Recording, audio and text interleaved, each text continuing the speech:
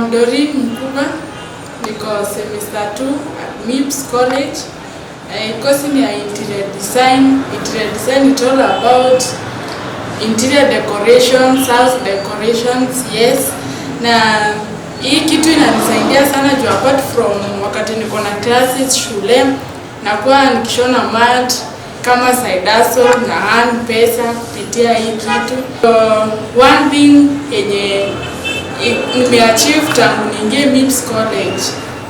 Kwanza hii kitu, it was very simple for me after kulearn. Kitu kama hii inaitwa mat mesh, nilipurchase na 250. Hii ya kushona nilipurchase na 70 bob.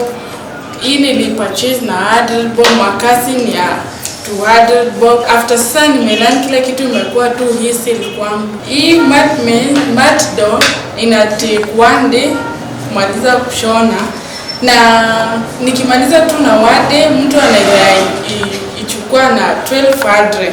That is, hii unaiona hapa ni client ameitisha, amependa hiyo design, amependa hiyo color.